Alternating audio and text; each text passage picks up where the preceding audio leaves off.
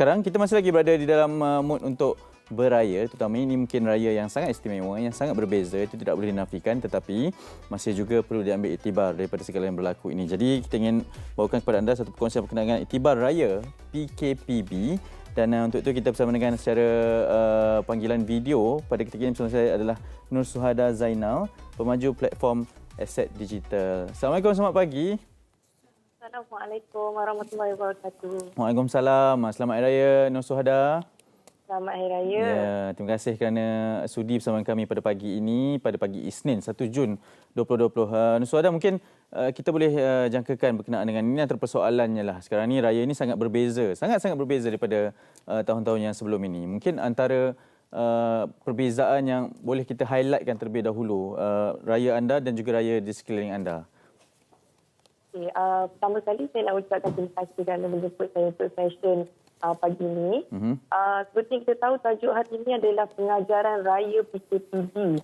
So, sebagai usahawan digital, saya rasa sebenarnya tahun ni raya kita ni sebenarnya dalam keadaan COVID-19 ni banyak perkara yang lebih baik yang boleh kita lakukan as compared to last year. Sebabnya kita pun ada banyak penjimatan, kita tak perlu pergi ke mana-mana, social distancing, dan juga dalam keadaan yang kita mengikut SOP yang telah ditetapkan oleh kerajaan.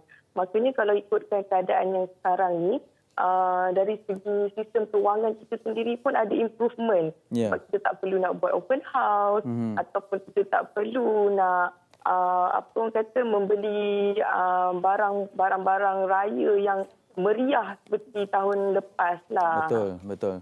Dan sebelum ni mungkin ada juga barangan yang tak perlu, tapi apabila datang mood raya itu ianya menjadi satu keperluan bagi kita. Anda adalah salah seorang penggiat usahawan digital. Melihat kepada perbezaan ataupun sambutan dari sudut jualan di musim digital ni, terutamanya permintaan itu pastinya sangat meningkat dan sekarang ini menjadi satu trend ataupun keperluan, kebiasaan baharu kepada ramai sekali orang untuk melakukan urus niaga secara digital. Mungkin antara perbezaannya pada tahun ini, perkembangannya? Seperti yang kita tahu, bila COVID-19 ni menyerang dunia secara global ni, sebenarnya dia bukan efek saja kepada Malaysia, malah seluruh dunia dalam keadaan norma baru. Jadinya kebanyakannya orang akan pilih untuk melakukan bisnes digital. Dan juga dari segi penggunaan aset digital pun semakin meningkat, kerana seperti yang kita tahu juga dalam keadaan COVID-19 ni, kita tak boleh ada physical contact with humans ataupun barang-barang yang kita pegang akan menyebabkan spread of the COVID-19 itu lebih cepat. So dengan business digital implementation yang lebih laju ni menyebabkan orang mempermudahkan untuk urusan harian, dan juga dengan wujudnya aset digital ni memudahkan lagi untuk menghantar duit atau wang ke mana-mana negara yang untuk urusan harian ni sebenarnya. Dan apa sebenarnya yang perlu difikirkan terutamanya kepada usahawan digital kita, kepada mereka yang ingin melakukan urusan sebegini? Ini mungkin antara satu aspek untuk kita membuka mata kepada perusahaan secara digital ini. Moving forward, menuju ke masa hadapan, apa yang perlu disiapsiagakan kepada mereka yang ingin menceburi bidang sebegini? Macam kita tahu pun sekarang ni, Suruhanjaya Security Malaysia pun dah regulated certain platform untuk accept this digital asset. Contohnya seperti Bitcoin, Ethereum. So sebenarnya kita dah kena moving forward dengan lebih cepat dalam keadaan social distancing, dengan keadaan pandemik ni. Maksudnya penggunaan digital asset tu lebih meluas. So sebenarnya digital asset ni bukan sahaja untuk menggunakan dari segi bisnes, tetapi dari sistem kewangan sendiri pun sebenarnya contohnya kalau kita nak macam pada bulan Ramadan hari itu kita banyak membuat sedekah secara online dan juga zakat online pun wujud kan. Dan hari raya ni pun kebanyakannya orang kita pun dah beri duit hari raya secara online. Betul. So sebenarnya kita menggunakan satu medium digital ni, dan digital asset sebenarnya dia bersifat borderless, menyebabkan kita boleh hantar juga kewangan ataupun kita menghantar kita punya duit di luar negara. So kepada mereka yang di luar sana yang baru saja mempelajari sistem digital asset ni ataupun penggunaan digital asset ni dalam norma baru ni, sebenarnya banyak lagi benda yang perlu dipelajari. Sebab kalau kita nampak dari segi sistem yang digunakan adalah teknologi blockchain. So, teknologi blockchain ni lebih telus dan mempermudahkan urusan harian.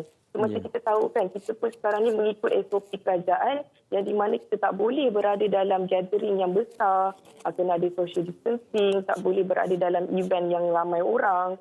So dengan ini sebenarnya menyebabkan penggunaan secara digital tu lebih meluas. Dan kita pun sebenarnya mempermudahkan diri untuk menggunakan digital penggunaan dari segi untuk mengelakkan social contact bersama orang kata dalam keadaan sekarang ni lah dengan COVID-19. Ya, sangat menarik kerana anda memperkatakan mengenai pengurusan kewangan secara digital juga, aset secara digital melalui kewangan ini, dan juga menceritakan mengenai hari raya ini kita bagi duit raya secara digital kan. Adakah anda melihat ini sebagai satu kebiasaan yang akan menjadi ketetapan sehingga bila-bila di masa hadapan nanti? Ya, bila kita sebut perkataan norma baru, sebenarnya kita punya kehidupan akan berubah secara 360. Dan kita pun tahu kerajaan ada memberi bantuan dari segi one-off bantuan sara hidup, ada moratorium selama 6 months dan juga penggunaan peluang untuk menggunakan EPF akaun kedua. So dengan keadaan semua ni, maksudnya dia adalah walaupun kita dalam musibah tetapi ada satu peluang yang di mana untuk kita menggunakan kita punya kelebihan duit ekstra ataupun income yang kita ada ni untuk menguruskan kewangan jangka panjang. Yeah. So bagi saya kalau ikutkan mengenai digital asset ni, penggunaannya memang sangat sesuai dari segi dalam keadaan COVID-19 sekarang ni, which is yang kita tahu pun, saya ada baca satu artikel yang menyatakan bahawa fiat currency ni antara antara punca untuk spread this COVID-19 ni lebih cepat. Sebab daripada pegang duit tu dia transfer daripada one person to one another kan. So, sebenarnya menggunakan digital asset ni adalah melalui platform digital, dan bila kita berurusan pun adalah urusan digital. So, sebenarnya akan mengurangkan dan memberi solution dalam keadaan COVID-19 sebenarnya. Ya, so ada antara kebimbangan juga mungkin kerana ini adalah satu perkara yang sangat baru ataupun sebenarnya telah pun berada lama di pasaran, tetapi menjadi satu kebiasaan yang baharu kepada ramai sekali rakyat Malaysia terutamanya. Antara perkara yang perlu dibimbangkan ketika melakukan ataupun menceburi bidang aset digital ini, antara mereka yang masih baru, apa langkah-langkah yang perlu mereka ambil supaya sekurang-kurangnya mereka selamat untuk melakukan aset digital ini?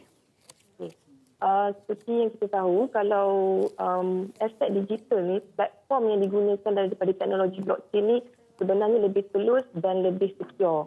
Tetapi setiap mereka yang menggunakan platform yang dicipta melalui teknologi blockchain ni haruslah membuat due diligence, membuat research tersendiri, sebab setiap platform dia ada facilities ataupun servis yang tertentu yang dia keluarkan, yang dia berikan.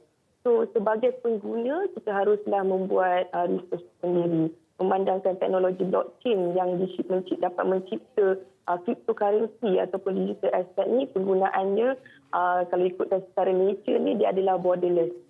So mungkin pada betul juga macam yang cakap tadi, memang penggunaan ataupun awareness dari segi rakyat Malaysia ni masih lagi baru, tetapi dia dijadikan sebagai satu solution, maknanya kita harus cepat dan lebihkan lagi education, improve lagi education kita, awareness kita, supaya kita dapat menggunakan lebih cepat, lebih telus, dan kita boleh memahami bagaimana cara menggunakan aset digital dengan lebih baik.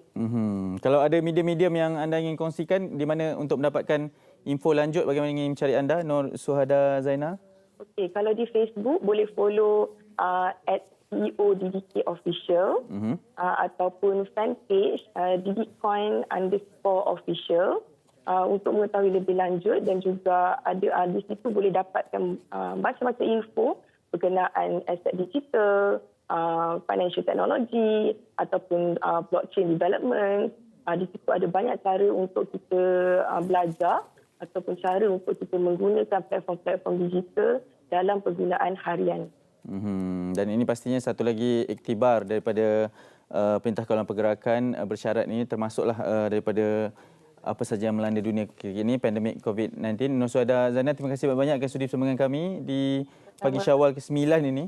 Selamat Hari Raya, masih lagi belum terlambat untuk kita ucapkan Selamat juga. Hari Raya. Ya, terima kasih.